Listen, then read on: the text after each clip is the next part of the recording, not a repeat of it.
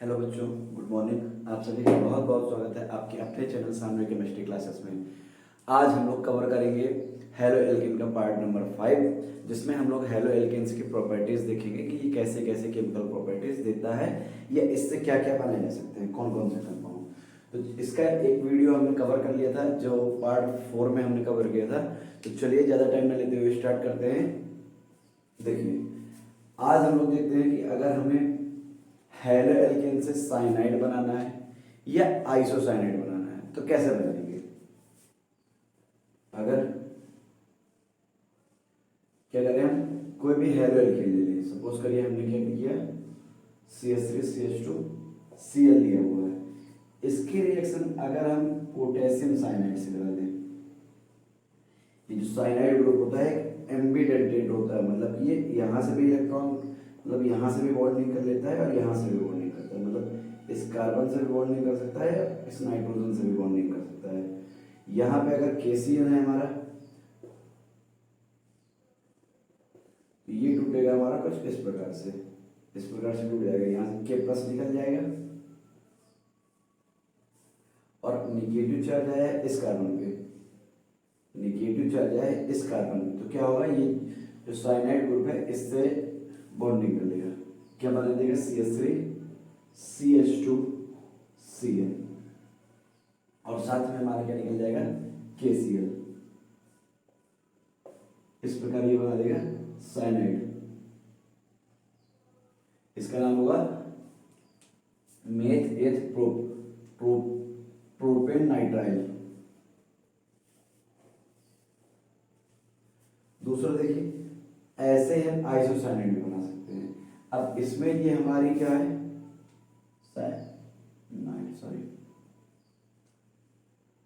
सायानाइड। होता क्या है, जैसे अगर हम KCl से रिएक्शन कर रहे हैं तो इसमें मतलब अधिक मात्रा में मेजर अमाउंट में हमारा साइनाइड बनेगा और साथ में कुछ मात्रा में आइसोसाइनाइड का भी फॉर्मेशन होता है। तो उससे हम बहुत कम मात्रा में होता है तो उसे लिखना कोई जरूरी नहीं होता है। अगर हम लोग यही ले लें CH3CH2Cl और इसके रिएक्शन AgCl सिल्वर साइनाइड से करा दें तो क्या मिलेगा। अब यहाँ पे क्या होता है, ये हमारा Cl इस रूप में तो निकलता है, Cl- के रूप में। ये करता क्या है, यहाँ से ये जो डबल बॉन्ड है इसके दोनों इलेक्ट्रॉन नाइट्रोजन ले लेता है। क्या करेगा, नाइट्रोजन ले लेगा, एक बॉन्ड टूट जाएगा हमारा। अब नाइट्रोजन के ऊपर एक लोन पेयर थे, अब इस बॉन्ड के 2 इलेक्ट्रॉन आ जाएंगे और इसके ऊपर क्या आएगा, माइनस चार्ज आएगा। और इस कार्बन के ऊपर अभी हमारे 2 इलेक्ट्रॉन होते हैं। ठीक, अब क्या करेगा ये, अब ये अपने लोन पेयर दे करके यहाँ पे कोऑर्डिनेट बॉन्ड का फॉर्मेशन कर देता है। क्या करेगा, कुछ डबल बॉन्ड इस तरह रहेंगे, एक कोऑर्डिनेट बॉन्ड इस तरह बन जाएगा और नाइट्रोजन के ऊपर फिर एक लोन पेयर बचेगा और इसके ऊपर नेगेटिव चार्ज आएगा। अब ये नाइट्रोजन के ऊपर नेगेटिव चार्ज है, तो अब जहाँ भी ये बॉन्डिंग करेगा तो नाइट्रोजन से करेगा और आइसोसाइनाइड का फॉर्मेशन करेगा। यहाँ पे क्या होगा, यहाँ से हमारा AgCl निकल जाएगा। क्या निकल जाएगा, AgCl, और बचेगा क्या, CH3CH2 बन जाएगा। और यहाँ पे माइनस चार्ज किसके ऊपर है, नाइट्रोजन के ऊपर, तो नाइट्रोजन से बॉन्डिंग कर लेगा NC। इसे हम बोलते हैं आइसोसाइनाइड। इस प्रकार हम हेलो एल्केन से साइनाइड और आइसोसाइनाइड का फॉर्मेशन कर सकते हैं।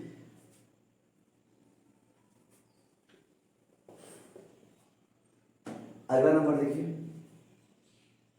Third part. देखिए, अगर हम इसका रिडक्शन कराना चाहें, सपोज करिए हमने कोई भी हेलो एल्केन लिया हुआ है,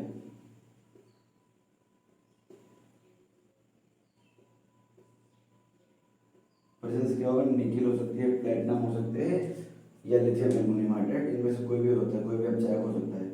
होगा क्या, यहाँ से ये जो हाइड्रोजन है, ये जो 2 हाइड्रोजन है हमारे, इस बॉन्ड को ब्रेक कर देंगे, इस वाले बॉन्ड को।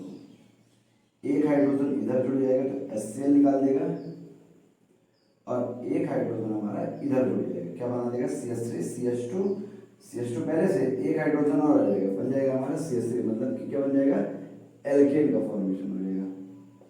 ये क्या है हमारा एल्केन, नाम क्या होगा मेथेन सॉरी एथेन।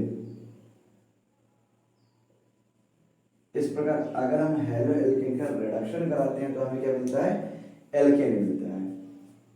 एक बार रिपीट कर रहा हूं, ध्यान से सुनिएगा। अगर हम कोई भी हेलो एल्केन ले लें, केसीएल से रिएक्शन कराएंगे तो हमें साइनाइड मिलेगा और बहुत कम मात्रा में हमें क्या मिलेगा आइसोसाइनाइड का फॉर्मेशन होगा, साथ में हमारा केसीएल वाला निकल जाएगा। यहीं पे अगर केसीएल की जगह हम क्या करें एजीसीएल का यूज कर लें तो क्या होता है यहाँ पे फिर हमें आइसोसाइनाइड का फॉर्मेशन होने लगता है। मैंने समझा दिया कैसे होता है। और जब ये आइसोसाइनाइड का फॉर्मेशन हो रहा है यहाँ पे लीस्ट अमाउंट में, जैसे यहाँ पे हमारा अगर साइनाइड बन रहा है मेजर प्रोडक्ट के रूप में, लीस्ट अमाउंट में आइसोसाइनाइड बनता है, उसी प्रकार यहाँ पे आइसोसाइनाइड हमारा मेजर प्रोडक्ट में होता है अधिक मात्रा में, लेकिन साथ में कुछ मात्रा में हमारा क्या बन जाता है साइनाइड भी बन जाता है। और इसी तरह क्या है अगर हेलोजन का किसी का हम रिडक्शन कराते हैं, रिडक्शन का मतलब क्या होता है हाइड्रोजन का जुड़ना, तो ये क्या करेगा इस बॉन्ड को ब्रेक कर देगा, एक हाइड्रोजन यहाँ से जुड़ करके HCl एलिमिनेट कर देगा और एक हाइड्रोजन इससे मिलकर के यहाँ पे CH3 का फॉर्मेशन कर देगा। ठीक है, चलिए अगला अगली रिएक्शन देखते हैं। देखिए अगर यहाँ पे हम लोग क्या करें एल्कोहलिक KOH का, आपको एक बार दो देखिए जब भी रिएक्शन करानी होती है इनकी, कोई भी हेलोजन ले, सपोज करिए 4th नंबर, कोई भी हेलोजन ले लें CH3 CH2, सपोज करिए चलिए Br ले लेते हैं। अगर इसके रिएक्शन हम किससे कराएं KOH या NaOH, कुछ भी ले सकते हैं KOH या NaOH। अगर ये एल्कोहलिक है, अगर ये कैसे है एल्कोहलिक है तो ये एलिमिनेशन रिएक्शन देते हैं। अगर ये एल्कोहलिक है तो कैसे रिएक्शन देते हैं एलिमिनेशन रिएक्शन, एलिमिनेशन। ठीक है, होगा क्या यहां से देखिए, यहां से जो हमारा ये है इसको थोड़ा सा ओपन करके लिख रहा हूं CH H H C Br H H, इस प्रकार होगा क्या, जो यहाँ से KOH आता है ये टूटेगा हमारा K प्लस आयन में और OH माइनस आयन में। अब यहाँ से क्या होगा, ये ज्यादा इलेक्ट्रोनेगेटिव एटम है, यहाँ से ये इलेक्ट्रॉन लेकर के निकल जाएगा Br माइनस के रूप में, तो ये Br इससे मिलकर के क्या बना देगा KBr माइनस क्या बना देगा KBr। और क्या होगा यहाँ से हमारा क्या बचा हुआ है OH माइनस, यहाँ पे ये कार्बन अपने इलेक्ट्रॉन डोनेट करके निकल जाएगा, तो इसके ऊपर माइनस आएगा, यहाँ पे इसने इलेक्ट्रॉन दिया था तो इसके ऊपर पॉजिटिव रहेगा। यहाँ से H प्लस मिलकर के इससे क्या निकल देगा H2O का मॉलिक्यूल एलिमिनेट कर देगा। अब यहाँ पे प्लस माइनस है तो क्या होगा यहाँ पे डबल बॉन्ड का फॉर्मेशन हो जाएगा, क्या बन जाएगा CH2 डबल बॉन्ड CH2, ये बन जाएगा। अगर हम कोई हेलोजन लेकर के एल्कोहलिक KOH से रिएक्शन करा रहे हैं तो ये कैसे रिएक्शन देगा एलिमिनेशन रिएक्शन। और क्या होगा फॉर्मेशन किसका होगा एल्कीन का फॉर्मेशन होगा। अगर यहीं पे हम एल्कोहलिक की जगह एक्वस होता है, यहीं पे अगर हम इस रिएक्शन में आप नोट कर लीजिए क्या बना देगा एल्कीन का फॉर्मेशन कर देगा CH2 डबल बॉन्ड CH2। अगर यहीं पे हम एल्कोहलिक की जगह एक्वस की वजह से ले लें तो वो क्या करेगा, ये रिएक्शन में एक बार आपको बता चुका हूं पिछले वीडियो में। देखिए अगर हमने क्या ले लिया CH3 CH2 Br और यहीं पे हमने इनको एल्कोहलिक की जगह कैसे ले लिया एक्वस ले लिया। अब ये NaOH भी यूज कर सकते हैं KOH भी यूज कर सकते हैं। एक्वस, एक्वस का मतलब क्या है इसका जलीय विलयन, एक्वस का क्या मतलब है इसका जलीय विलयन। अब जलीय विलयन में क्या होगा ये अपने आयन के रूप में टूट जाएगा K प्लस और OH माइनस के रूप में। अब यहां से ये हमारा KBr निकल जाएगा, क्या निकल जाएगा माइनस का KBr।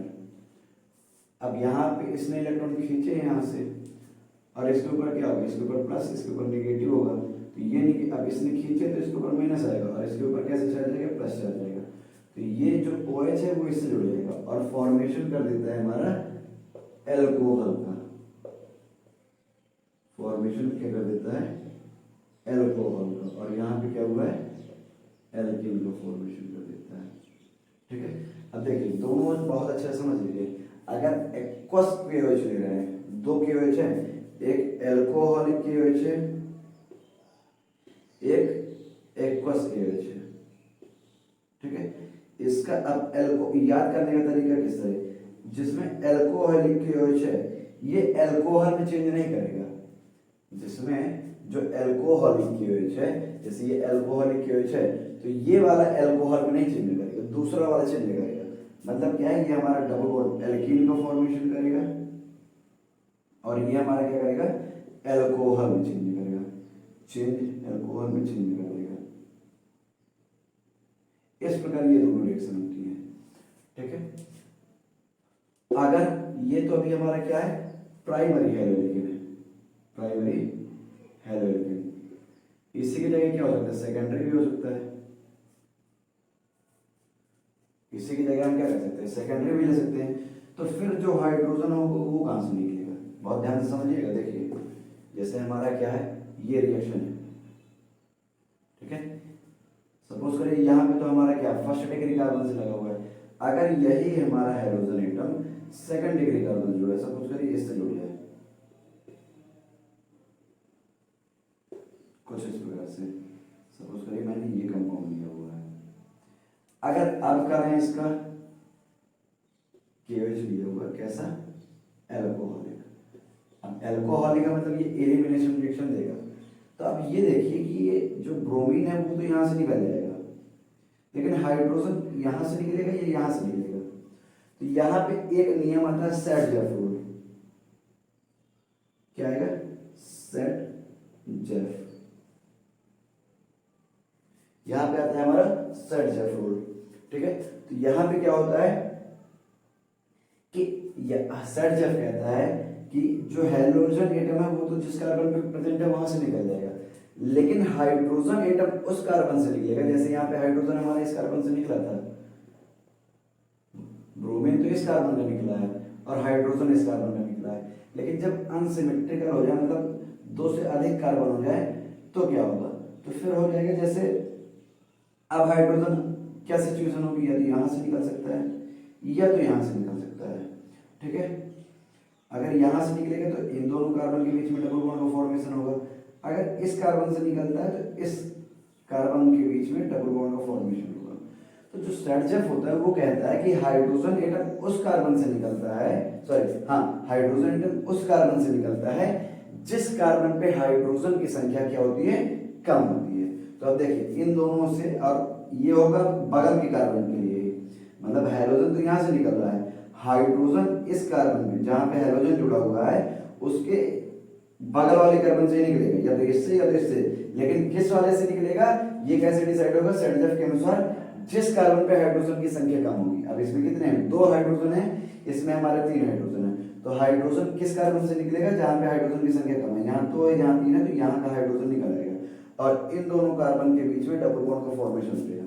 यहाँ से हमारा क्या होगा, KBr निकल जाएगा, यहां से हमारा KBr निकल जाएगा, यहां से क्या होगा, हमारा KBr का एलिमिनेशन तो हो गया, और साथ में क्या होगा, जो हाइड्रोजन एटम है ये तो निकल गया यहाँ का, हाइड्रोजन यहां से निकलेगा, तो इन दोनों के बीच में क्या होगा, डबल बॉन्ड का फॉर्मेशन हो जाएगा। मेरी एक एक बात को बहुत अच्छे से समझिएगा।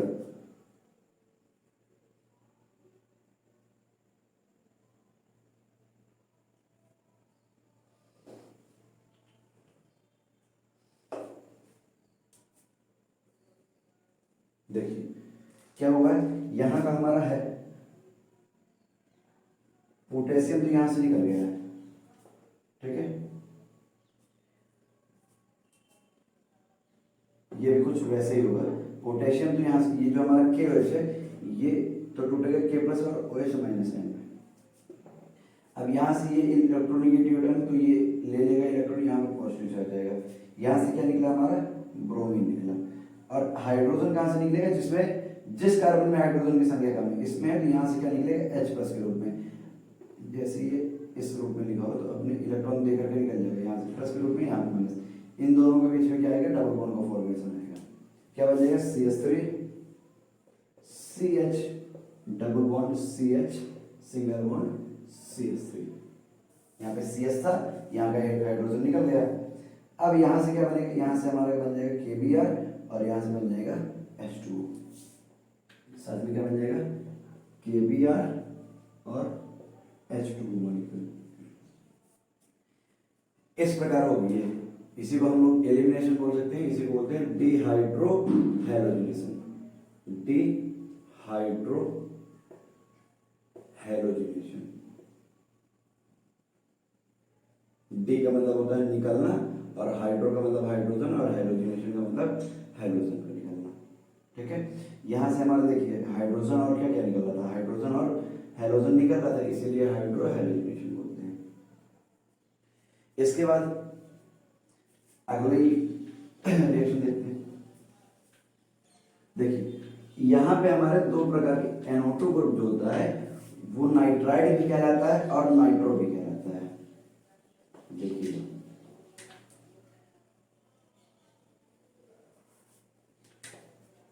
जो हमारा वो होता है, देखिए जैसे कोई भी हेलोजन ले लीजिए, 5वां नंबर है, जैसे हमें लिया CH3 CH2 Cl। अगर इसके रिएक्शन हम किससे करा दें, सोडियम नाइट्राइड से करा दें, सोडियम नाइट्राइड। जब नाइट्राइड होगा, देखिए अब NO2 को हम बोलते हैं नाइट्रो, और NO2 को ही बोलते हैं नाइट्राइड।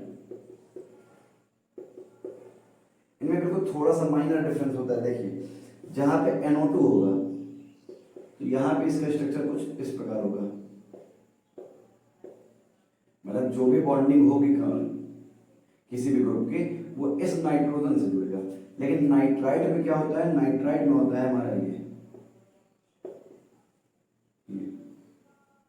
कुछ इस प्रकार से, यहाँ पे नाइट्रोजन से होगी नाइट्रो में, और नाइट्राइड में ऑक्सीजन से होगी। तो जब हम सोडियम नाइट्राइड लेते हैं, इसका नाम क्या है, सोडियम नाइट्राइड, तो ये यहाँ से NaCl निकल जाता है। अब ये नाइट्राइड है, इसका मतलब कैसा होगा ये, और जो नाइट्राइड होता है वो हमारा इनऑर्गेनिक में होते हैं,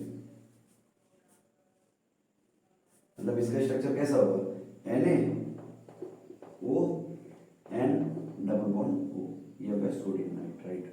ठीक है, तो यहाँ से हमारा क्या बनेगा, यहाँ से NaCl निकल जाएगा और बन जाएगा हमारा CH3 CH2 और ऑक्सीजन और N डबल बॉन्ड O। अगर आप इस प्रकार लिखेंगे कि यहाँ पे बॉन्डिंग किससे हो रही है, तब तो आप समझ पाएंगे कि हमारे यहाँ पे नाइट्रो है या नाइट्राइट है। अगर आप सीधे NO2 लिख देंगे तो आपको अगर नहीं पता है ये चीज कि स्ट्रक्चर में इस प्रकार डिफरेंस होता है, तो आप समझ नहीं पाएंगे कि ये नाइट्रो है या नाइट्राइट है। इसके बाद देखिए अगली रिएक्शन क्या होती है,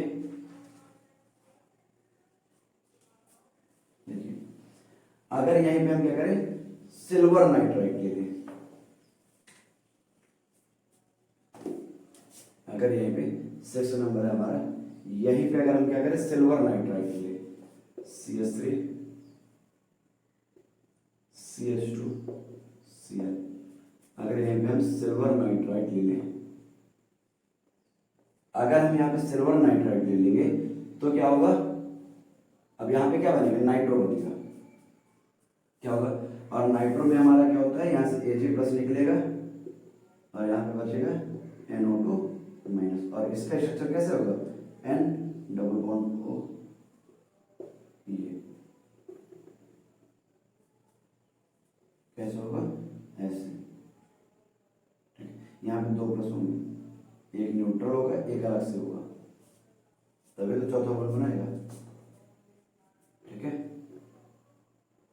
यहाँ पे एक माइनस दिखाएंगे आप, क्योंकि यहाँ पे प्लस नहीं दिखा रहे हैं, क्योंकि ये दोनों तो न्यूट्रल हो जाएंगे ना, ये दोनों न्यूट्रल हो जाएंगे। यहाँ पे कोऑर्डिनेट बॉन्ड दिखा सकते हो आप, ठीक है, यहां भी क्या बना देगा, CH3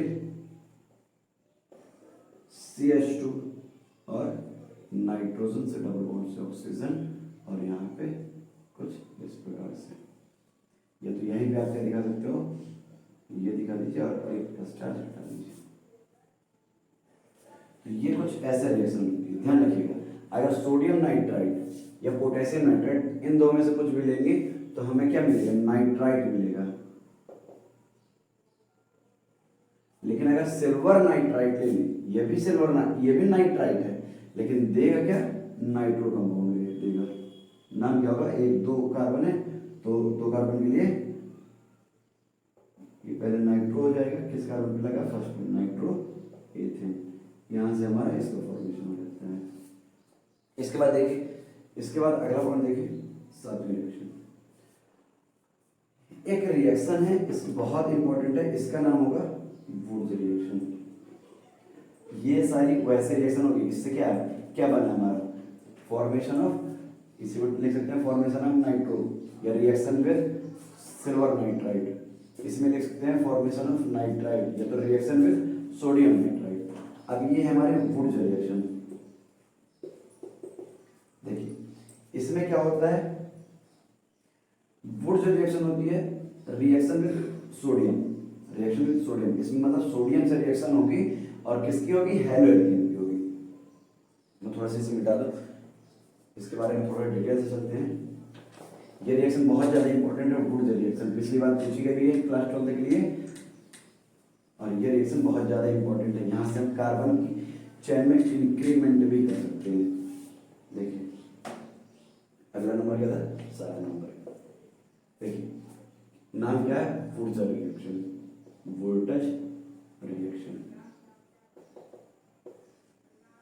होना क्या है इसमें, हेलोएल्केन लेने हैं हमें, हेलोएल्केन के दो मॉलिक्यूल यूज करते हैं, CH3, छोटे से मॉलिक्यूल ले रहा हूं, CH3Cl। रिएक्शन किससे होनी है, सोडियम धातु से, और इसके हमें दो मोल लेने हैं, दो, यहां से क्या होगा, Cl और CH3 लगा होगा। अब यहां से NaCl निकलेगा, अब दो Cl है, इसके लिए हमें दो करना पड़ेगा, यहां से क्या निकल जाएगा, NaCl निकल जाएगा, कितने मोल, 2 मोल। और ये जो रिएक्शन वो करती है, ये ड्राई ईथर की उपस्थिति में होती है, ड्राई ईथर की प्रेजेंस में, यहां से क्या होगा, 2 NaCl निकल गया, बन क्या जाएगा, CH3 और CH3, मतलब कि एल्केन का फॉर्मेशन हो जाएगा। अब यहां से हमारा फॉर्मेशन हुआ है एल्केन का। इसी प्रकार यहां पे कोई भी हेलोएल्केन ले सकते हैं और सिमिलर यूज करते हैं। अगर यहाँ पे हम सिमिलर ना लेकर के अलग अलग लेंगे तो क्या होगा, सपोज करिए हमने लिया हुआ है CH3Cl और यहाँ पे क्या लिया है Na, इसके रिएक्शन हम किससे कराते हैं, सपोज करिए यहाँ पे हम दूसरा लेते हैं, 2 कार्बन का Cl CH2 CH3। अब क्या होगा, प्रेजेंस की, अगर हेलोएल्केन की रिएक्शन किसी भी मेटल से करा रहा है तो वहां पे हमेशा प्रेजेंस किसकी होगी, ड्राई ईथर की, शुष्क ईथर। अब देखिए अगर हमने किसी भी टेस्ट ट्यूब में हेलोएल्केन में, ये इसका नाम क्या है, मेथिल क्लोराइड, या इसी को बोलते हैं क्लोरोमीथेन, मेथिल क्लोराइड, इसका नाम है एथिल क्लोराइड, एथिल क्लोराइड। जैसे ये हमने लिए, अगर एक टेस्ट ट्यूब में ले रहे हैं तो ऐसा तो है नहीं कि सिर्फ इसका एक मोल होगा, इसके कई सारे मोल होंगे, वैसे ही क्या होगा, इसके भी कई सारे मोल होंगे। तो जो हमारे मेथिल क्लोराइड के मोल होंगे वो आपस में रिएक्शन करके कुछ इसी प्रकार एल्केन का, 2 कार्बन का फॉर्मेशन कर देंगे। जो इसी के मोल होंगे, तो जैसे इसका दूसरा मोल होगा वो इसी प्रकार रिएक्शन करके 2 कार्बन मतलब कि एथेन का फॉर्मेशन कर देंगे। अगर यहाँ पे हमारे 2 कार्बन वाले होंगे तो 2 कार्बन वाले, अब देखिए यहाँ पे हुआ क्या था, 1 कार्बन का हमने लिया था, तो यहाँ पे हमारे 2 कार्बन के एल्केन बना था, बना क्या था हमारा, एथेन। अगर 2 कार्बन के कुछ ऐसे ही 2 कार्बन के होंगे, Cl CH2 और CH3, तो इसी प्रकार जो इसका दूसरा मोल होगा, अब एक कार्बन का हेलोएल्केन लिया था तो 2 कार्बन के बने, अब यहाँ पे इसी प्रकार इसके कई सारे अणु होंगे 2 कार्बन के, तो 2 कार्बन से हमें किसका साथ में फॉर्मेशन होगा, 4 carbon, CH3 CH2 CH2 CH3, इसका फॉर्मेशन होगा। और इसके मोल आपस में मिलकर के इसका फॉर्मेशन करेंगे, और ये हमारा जो एथिल क्लोराइड है इसके मोल आपस में मिलकर के इसका फॉर्मेशन करेंगे। अब ये दोनों भी आपस में रिएक्शन करेंगे, होगा क्या, जैसे हमारा ये CH3Cl है, यहाँ पे भी 2 मोल होंगे, यहाँ से अब ये आपस में भी रिएक्शन करके क्या निकाल देंगे, NaCl, और फॉर्मेशन यहाँ से हमारे देखिए, यहाँ से हमारे 3 कार्बन का फॉर्मेशन होगा, 3 कार्बन की एल्केन का, 1 कार्बन यहाँ पे, 2 कार्बन पे यहाँ पे, तो क्या बन जाएगा CH3 CH2 CH3। इस प्रकार जो फॉर्मेशन होगा इसे बोलेंगे हम ब्यूटेन, इसे बोलेंगे प्रोपेन। इस प्रकार जो फॉर्मेशन होगा तो ये तीनों का हमें क्या मिलेगा, मिश्रण के रूप में मिलेगा, क्या मिलेगा हमें, मिक्सचर। और इसका यूज हम नहीं करते हैं, क्यों नहीं करते, क्योंकि यहाँ से हमें इम्प्योरिटी मतलब तीनों का मिश्रण मिलता है। अगर हमें अब यहाँ पे एल्केन अलग करने हैं तो फिर इसके लिए एक लेंथी प्रोसेस हो जाएगा, इसलिए हम इस विधि का प्रयोग ना करके इसका प्रयोग करते हैं, और इसी को हम लोग बोलते हैं इंक्रीमेंट इन कार्बन चेन। अब देखिए, अगर आपको किसी कार्बन में कन्वर्जन में किसी भी रिएक्शन में 1 से 2 कार्बन करने हैं तो आप इस प्रकार वुड रिएक्शन का प्रयोग करके 1 से 2 कार्बन का फॉर्मेशन कर सकते हैं। Thank you.